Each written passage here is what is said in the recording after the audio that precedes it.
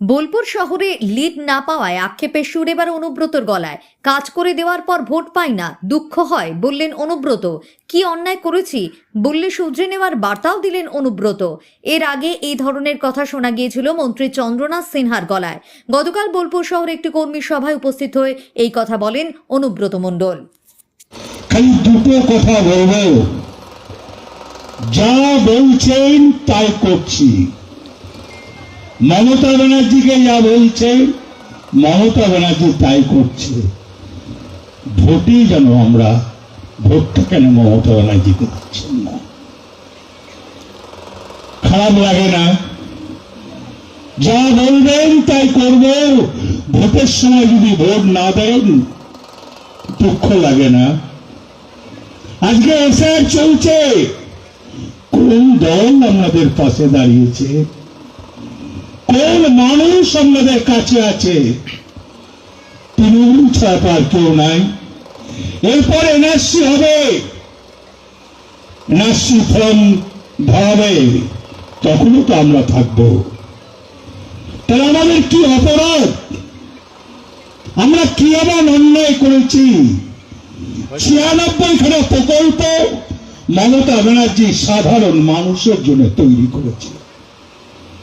বেকার ছেলে মেয়েদের মাসে 1500 টাকা ভাতা করলেন, খেত মজুরির জন্য বছরে 4000 টাকা করলেন। আজকে খাদ্য সাথী কি করে নাই? স্বাস্থ্য সাথী, কন্যাশ্রী, যুবশ্রী সবই তো আপনাদের জন্য করেছে। ভোট এলে আপনারা মুখ ফিরিয়ে নেন। কোনো অন্যায় আছে আমাদের? আমরা কি কোনো ভুল করেছি? যদি আপনারা বলে দেন আমরা সংশোধন করে নেব। তবুও আপনাদেরকে বলবো, এই পশ্চিমবাংলায় যা চলছে, মমতা ব্যানার্জি না থাকলে অন্ধকার নেমে আসবে, ভয়ঙ্কর অন্ধকার। আর মমতা ব্যানার্জি, অভিষেক ব্যানার্জি থাকলে আমরা সবাই থাকবো। আমি এমএলএ নয়, আমি মন্ত্রী নয়, আমি আপনার মতন একটা কর্মী। তাই আপনাদেরকে আমি জোরাত করে বলছি, এই ভোটে যেন দয়া করে লিড দেবেন, যা বলবেন তাই করব, সবসময় আপনাদের পাশে থাকবো। মমতা ব্যানার্জি জিন্দাবাদ, অভিষেক ব্যানার্জি জিন্দাবাদ, তৃণমূল কংগ্রেস জিন্দাবাদ। আপনি চরম চরম শব্দ শুনিয়েছিলেন ভোটারদের বাড়ির সামনে উন্নয়নকে দাঁড় করিয়ে রেখেছিলেন। আপনি ভোটারদের নকুলদানা খাইয়ে ভোট দিতে দেননি। তাই যখনই তারা গণতান্ত্রিক অধিকার প্রয়োগের সময় পান, আপনাকে আপনার নিজের বুথেই হারান। এবং আপনাকে এবার নিজের বুথে না, বীরভূমের মানুষ তৈরি হয়ে গেছে। আপনি কালকে নানুরে দেখেছেন সাধারণ মানুষের প্রতিক্রিয়া। বীরভূম থেকেই আপনাকে একই রেজাল্ট তারা দেবে। নিজের বুথে যেভাবে হেরেছেন, জেলাতেও সেভাবেই হারবেন।